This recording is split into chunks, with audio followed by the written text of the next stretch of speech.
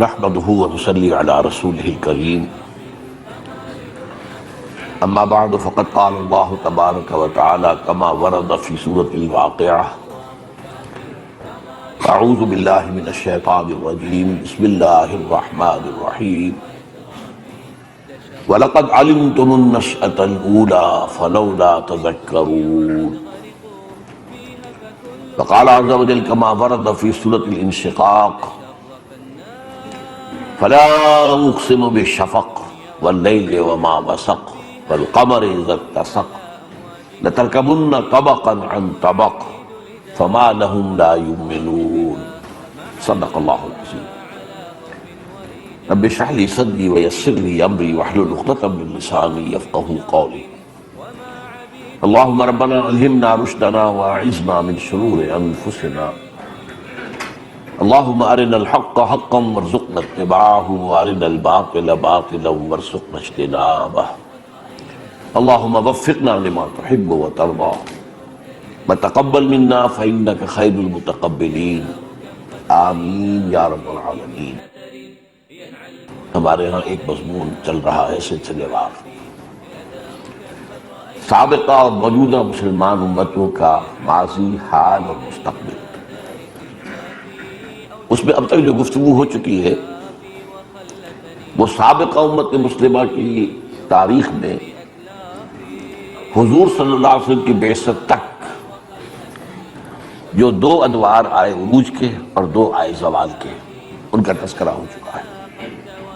اور یہ کہ جو دوسرا زوال ان کا شروع ہوا تھا ان پر رومیوں کے حکمرانی کے بعد سے وہ جاری رہا یہاں تک کہ پچھلی صدی کے آغاز تک وہ اپنی انتہا کو پہنچا۔ البتہ اس کے بعد ان کے ہاں ایک نشأت ثانیہ کا عمل شروع ہوا۔ یہی مسئلہ اس حدیث نبوی کی روح سے کہ حضور نے فرمایا صلی اللہ علیہ وسلم لَيَأْتِيَنَّ عَلَىٰ أُمَّتِي مَا أَتَىٰ عَلَىٰ بَنِي إِسْرَائِيلَ حَسْبًا نَعْلٍ بِالنَّعْلٍ، میری امت پر بھی وہ سارے حالات وارد ہو کر رہیں گے جو بنی اسرائیل پر ہوئے۔ بالکل اسی طرح جیسے ایک جوڑے کی دو جوتیاں ایک دوسرے کے مشابہ ہوتی ہیں، تھوڑا سا فرق بھی ہوتا ہے، اوپر سے آپ دیکھیں گے تو پنجوں کا فرق نظر آئے گا، تلوے جوڑ دیں گے تو کوئی فرق نہیں ہے، تو بٹوین دی لائنز اگر پڑھیں گے تو معلوم ہوگا کہ ان میں بالکل کوئی فرق نہیں ہے، یہ کاربن کاپی ہے، وہ بھی ہم بیان کر چکے ہیں۔ پہلا عروج عربوں کی زیر قیادت ہوا مسلمانوں کا، پھر زوال آیا فتنہ تاتار کے ہاتھ میں، عربوں کے اقتدار کا خاتمہ ہوا، بلکہ عرب جو ہے بحیثیت مجموعی امت مسلمہ کی قیادت سے معزول کر دیا گیا۔ چند سو سال گزرے، بہت ہی طوائف الملوک کی اور بڑی مایوسی کا دور تھا، زوال اول۔ پھر معجزہ ہوا، جن تاتاریوں کے ہاتھوں لاکھوں نہیں کروڑوں مسلمان قتل ہوئے تھے وہ ایمان لے آئے، اور ان کے مختلف قبیلوں کے ذریعے سے مسلمانوں کو ایک نشأت ثانیہ ملی۔ اس کے بعد اس کو بھی زوال آیا۔ وہ جو ہمارا دوسرا زوال تھا وہ سقوط ہسپانیہ سے شروع ہوا، مدنی صدی کے آخر اور 16ویں صدی کے شروع میں، عیسوی صدیوں کے حساب سے بات کر رہا ہوں، اور وہ اپنی انتہا کو پہنچا ہے پچھلی صدی کے آغاز میں، پہلی جنگ عظیم کے بعد، جب تقریباً پورا عالم اسلام یورپی اقوام کی غلامی کے اندر آ گیا۔ اب اس کے بعد سے امت مسلمہ کا بھی ایک نشأت ثانیہ کا آغاز ہوا ہے۔ تو ہم جس دور میں سانس لے رہے ہیں یہ امت کی نشأت ثانیہ کا دور، دونوں امتوں کی۔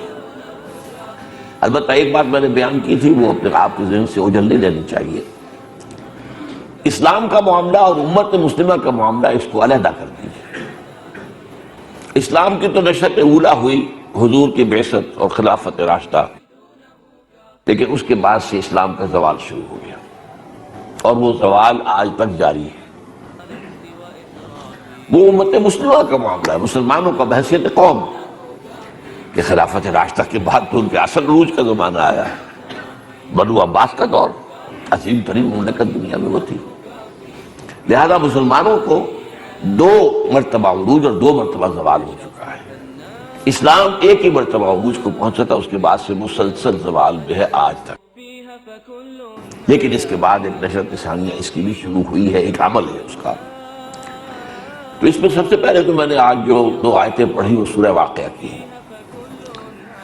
وَلَقَدْ عَلِمْتُمُ النَّشْأَةَ الْأُولَىٰ فَلَوْلَا تَذَكَّرُونَ، یہ مضمون قرآن میں آیا ہے اصل میں اس حوالے سے کہ انسان کی ایک پیدائش وہ ہے جو رحم مادر سے شروع ہوتی ہے، اور وہ مختلف مدارج طے کرتے ہوئے ایک انسان، ایک ننھا سا انسان دنیا میں آ جاتا ہے۔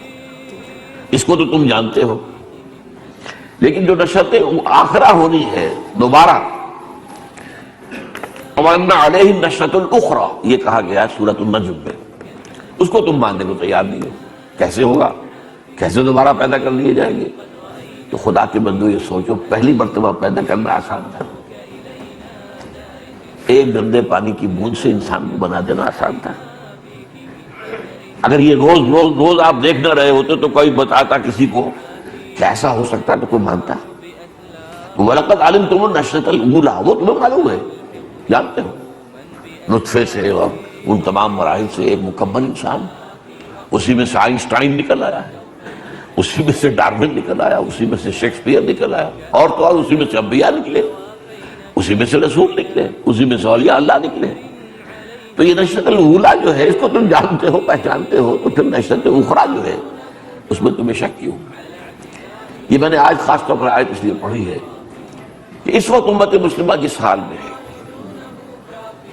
اس میں اس بات کا امکان کہ دوبارہ نشأت ثانیہ ہو جائے گی اسلام کی، اور تیسری مرتبہ نشأت ہو جائے گی ثالثہ مسلمانوں کی، یہ ناممکن سا نظر آتا ہے۔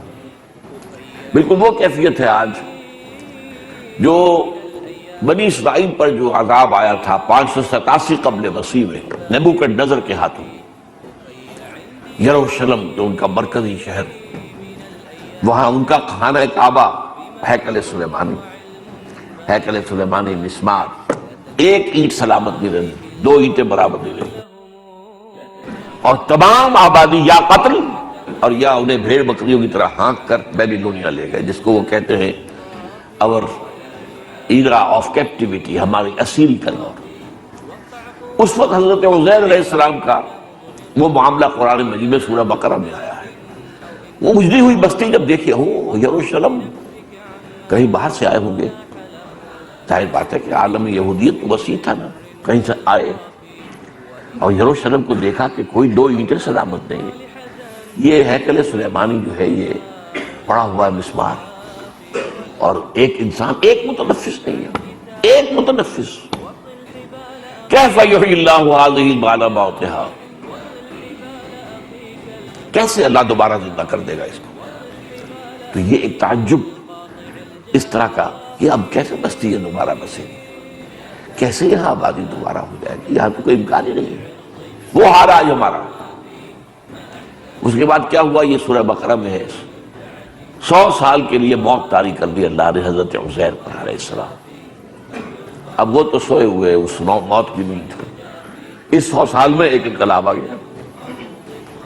یہ جو نبوکدنضر لے گیا تھا لاکھوں یہودیوں کو قیدی بنا کر، اس پر حملہ کیا ایران کے بادشاہ نے، سائرس کہ خورس، اور اس نے پھر جب عراق پر حملہ کیا، یہ بیبلونیا سے مراد عراق ہے، بابل، تو پھر اجازت دے دی، جاؤ واپس جا کے اپنا تم ہیکل بھی تعمیر کر لو، تم اپنی بستیاں آباد کر لو۔ اس عرصے میں وہ ایک قافلے بن بن کے آنے شروع ہو گئے، تو گویا کہ نشأت اخریٰ شروع ہو گئی۔ تو اس طرح پھر اسی وقت حضرت عزیر کو اللہ نے دوبارہ زندہ کیا اور ان کو دکھایا کہ دیکھو یہ بستی تو آباد ہو گئی۔ تو اس طریقے سے یہ اسلام پر بھی نشأت ثانیہ آ کر رہے گی اور مسلمانوں کی نشأت ثالثہ آ کر رہے گی۔ تو فرق صرف یہ ہے کہ اسلام کی یہ نشأت ثانیہ ہے، مسلمانوں کی نشأت ثالثہ ہوگی۔ پہلی عربوں کے زیر قیادت، دوسری ترکوں کے زیر قیادت، ترکان تیموری، Terken صفوی، Terken Seljuqi, Terken Usmani, stock ایک ہی ہے۔ اب یہ جو عمل شروع ہوا ہے، اسی عمل کے اعتبار سے میں پہلے آپ کو آیات سنا چکا ہوں، یہ سورہ انشقاق کی، فلا اقسم بالشفق، تو قسم کھاتا ہوں میں شفق کی. شفق کیا ہوتی ہے؟ سورج ڈوب چکا لیکن کچھ لالی کچھ اثرات ہیں دور سے، وہ جہاں غروب ہوا ہے وہاں سے بھی اس کی کچھ جو ہے وہ پہنچ رہی ہے روشنی، تو ابھی سرخی نظر آتی ہے. تو یہ شفق ہے کہ اصل سورج تو اسلام ڈوب چکا. کہاں ہے اسلام؟ ایک مذہب کی حیثیت سے ہے، دین کی حیثیت سے کہیں نہیں، کہیں نہیں، کہیں نہیں. سورج ڈوب چکا لیکن شفق، اس کی تعلیمات تو باقی ہے نا، اس کی ایک یاد تو ہے نا کہ ہاں دور نبوی اور خلافت راشدہ میں وہ نظام تھا، قائم تھا. اس کے بعد تاریک رات آ گئی، واللیل وما وسق، اور قسم ہے رات کی اور جو کچھ وہ اپنے اندر سمیٹ لیتی ہے. تاریک کیا ہی سمیٹے گی، رات اور کیا سمیٹے گی؟ یہ دور میں جو گمراہیاں آئیں، جو فتنے اٹھے، وہ سب اس طویل رات کا حصہ ہے. لیکن پھر والقمر اذا اتسق، پھر جب قسم ہے چاند کی جب وہ رفتہ رفتہ بھرتا ہے. آپ کو معلوم ہے پہلی رات کا چاند کیا نظر آتا ہے؟ جیسے کوئی سوکھی ہوئی ٹہنی سی ہو کوئی، اس کے بعد 14 دن میں کیا بن جاتا ہے؟ اذا اتسق، جب بھر جاتا ہے پورا. لَتَرْكَبُنَّ طَبَقًا عَنْ طَبَقٍ، تم لازماً چڑھو گے ایک سطح کے بعد دوسری، طبق کے بعد دوسرا طبق. جیسے کہا گیا کہ سبع سماوات طباقا، جیسے یہ 7 آسمان ایک دوسرے کے اوپر ہیں، تو ایسے ہی تم طبقاً عن طبق، ایک مرحلے ایک درجے سے دوسرے تک چڑھائی ہوگی. تو یہ عمل جو ہے نشأت ثانیہ کا اسلام کا اور نشأت ثالثہ کا مسلمانوں کا، یہ تدریجاً ہوگا. یہ کام اب اس طرح نہیں ہو سکتا جیسے کہ حضور کے عہد مبارک میں ہو گیا کہ آپ کے دست مبارک میں صرف آپ کی حیات دنیاوی 23 برس، بلکہ حیات دنیاوی تو آپ کہیں گے 61 برس تھی جو قبری حساب سے، لیکن ظاہر بات ہے اس سے پہلے جو 40 برس ہے، پہلے وہ تو ابھی وحی کا آغاز نہیں ہوا تھا، اس کے بعد تو وہ 21 برس ہی بنتے ہیں نا، یا قبری حساب سے 23 برس ہے. تو اس حوالے سے یہ 61 برس جو ہے یہ شمسی حساب سے ہے. حضور کی حیات دنیاوی جو ہے قبری حساب سے 63 ہے. لیکن اس کے بعد انقلاب آ گیا، ایک ہی نسل میں ون لائف سپین، ایک فرد کھڑا ہوا دعوت دینے کے لیے، اور ایک عظیم جو ہے نظام دنیا میں برپا صلی اللہ علیہ وسلم. یہ کام نہیں ہو سکتا. ہونا ہے لیکن یہ ہوگا درجہ بدرجہ، درجہ بدرجہ، درجہ بدرجہ. اب اس وقت میں جو یہودیوں کا عمل شروع ہوا جن مراحل سے وہ بیان کر چکا ہوں. 1897 کی protocols of the elders of Israel, 1917 میں آپ کو معلوم ہے بالفور ڈیکلریشن، انہیں اجازت مل گئی جاؤ اب جا کے فلسطین میں آباد ہو سکتے ہیں، جائیداد خریدو، مکان خریدو، کھیت خریدو، جو ہوتا. 1948 میں اسرائیل قائم ہو گیا. 1967 میں اس نے 3 عرب ملکوں کو شکست فاش دے کر اپنے حدود بڑھا لی. یہ اس کی نشأت ثالثہ، اس کی نشأت ثالثہ ہے، کیونکہ 2 نشأتوں میں تو گزر چکا تھا یہ. لیکن اس وقت اس کا ذکر بھی مجھے کرنا ہے. مسلمانوں کی جو نشأت ثانیہ کا عمل چل رہا ہے، بس نشأت ثالثہ اس میں گڑبڑ ہوتی رہے گی میری گفتگو میں، اور اسلام کی نشأت ثانیہ یہ اب ساتھ ساتھ چل رہے ہیں. یہ دونوں ملے ہوئے عمل ہیں. اور یہ بھی جان لیجئے جیسے کہ ابھی میں نے کہا تھا یہ دونوں علیحدہ بھی ہیں لیکن ایک بھی ہے، ملے ہوئے بھی ہیں. اس لیے کہ جیسے کہ علامہ اقبال نے کہا، تو نہ مٹ جائے گا ایران کے مٹ جانے سے، نشہ میں کو تعلق نہیں پیمانے سے. مسلمان قوم جو ہے وہ پیمانے کے مانند ہے جس میں شراب ہے. پیمانہ ٹوٹ جائے تو کیا شراب کا اثر ختم ہو جائے گا؟ مسلمان ٹوٹ بھی جائے اسلام جو ہے وہ تو باقی رہے گا. اس حوالے سے تو نہ مٹ جائے گا ایران کے مٹ جانے سے، نشہ میں کو تعلق نہیں پیمانے سے. لیکن وہ شکوہ میں یہ بھی کہتے ہیں تم کے نظر میں مشہور کہ ہم تو جیتے ہیں کہ دنیا میں تیرا نام رہے، کہیں ممکن ہے کہ ساقی نہ رہے جام رہے. ساقی تو ہے نا جو جام کو حرکت میں لاتا ہے. اب دیکھیے جام وہاں بھی ہے، جام یہاں بھی ہے. اس جام میں جو شراب ہے وہ اسلام ہے. ساقی جو جام کو گردش میں لا رہا ہے وہ مسلمان تھے جو اسلام کو لے کر نکلے اور کہاں سے کہاں تک پہنچایا، وہ تو مسلمانوں کے ذریعے سے ہوگا. تو یہ دونوں چیزیں ایک بھی ہیں اور جدا بھی ہیں. لیکن اس وقت جو میں ذکر کر رہا ہوں وہ یہ ہے کہ امت مسلمہ کی نشأت ثالثہ اور اسلام کی نشأت ثانیہ کا عمل ساتھ ساتھ چل رہا ہے. یہ عمل جو ہے یہ ایک بہت سے پہلوؤں کا حامل عمل ہے، یہ بسیط عمل نہیں ہے، کوئی ایک عمل نہیں ہے، بلکہ میں اسے کہوں گا کہ 3 pronged اٹیک جیسے ہوتا ہے فوجی اصطلاح میں، 2 pronged اٹیک، آپ نے کسی جگہ 2 طرف سے حملہ کیا تاکہ وہ جو ایک طریقے سے جکڑ لیں جو بھی ہدف ہے اس کو، تو 3 pronged اٹیک ہے کہ جو کفر کہہ لیں، امت باطل کہہ لیں، حزب اللہ کے خلاف جو عمل شروع ہوا ہے اور جو ہو گیا تھا پچھلی صدی میں، وہ جیسے ہی ہمارا انتہا کو پہنچا زوال، پہلی جنگ عظیم کے بعد 1914 میں سلطنت عثمانیہ کا خاتمہ اور پورا عالم اسلام یورپین کولونیل پاورز کا غلام، یہ لوسٹ ایب کو ہم پہنچ گئے تھے۔ لیکن اس کے بعد آپ زیادہ کہہ لیں کہ 10 سال کے عرصے کے بعد ہی ایک اپورڈ موومنٹ شروع ہو گئی، اور یہ کئی سٹیجز سے گزر چکی ہے، ابھی کچھ مراحل طے کرنے ہیں۔ لَتَرْكَبُنَّ طَبَقًا عَنْ طَبَقٍ، یہ بھی یاد رہے کہ ہم کچھ نہ کچھ فاصلہ طے کر آئے ہیں، اس سے امید بنتی ہے، اور یہ کہ مایوسی کے بادل چھٹ جاتے ہیں۔ لیکن جیسا کہ میں نے عرض کیا، یہ ایک بسیط عمل نہیں ہے بلکہ اس کے 3 پہلو ہیں۔ سب سے پہلا پہلو جو ہے وہ کیا ہے؟ مسلمان بحیثیت قوم آزاد ہو جائیں۔ پورے عالم اسلام سے آپ کو معلوم ہے ایک ایک کر کے انڈونیشیا سے چلے گئے، انڈیا سے چلے گئے، آپ کو معلوم ہے عالم عرب سے چلے گئے، ہوتا ہوتا پورا عالم اسلام تقریباً آزاد ہو گیا۔ یہ پہلی سٹیج ہے، یہ بھی در حقیقت اگرچہ احیاء اسلام سے اس کا براہ راست کوئی تعلق نظر نہیں آتا، لیکن یہ تحریکیں اکثر سیکولر قیادت میں چلی ہیں۔ انڈونیشیا میں سیکارنو ایک خالص سیکولر ذہن کا آدمی تھا، اس کا مذہب سے کوئی تعلق نہیں تھا۔ ہمارے ہاں قائد اعظم بھی اپنی ابتدائی شخصیت کے اعتبار سے سیکولر ذہن کے آدمی تھے، مذہب سے عملی طور پر ان کا کوئی بہت زیادہ جو ہے ظاہر تعلق نظر نہیں آتا۔ اور اتاتورک تو آپ کو معلوم ہے کہ وہ تو خالص سیکولر اور یوں سمجھیے ایک اعتبار سے اسلام دشمن شخص تھا، اگرچہ ایک وقت میں جبکہ حالات زیادہ معلوم نہیں تھے تو اتاتورک کو سمجھا گیا تھا کہ عالم اسلام کا بہت بڑا ہیرو ہے۔ مجھے آج تک یاد ہے 1938 میں میں حیران ہوتا ہوں کہ اس زمانے میں کچھ اتنی ایکٹیویٹی تھی سیاسی اور ادبی کہ میں 6 برس کی عمر میں 32 میں پیدا ہوا، 38 میں 2 اشخاص کی موت کا میں نے ایسا اثر لیا جیسا کہ میرا کوئی قریبی عزیز تھا۔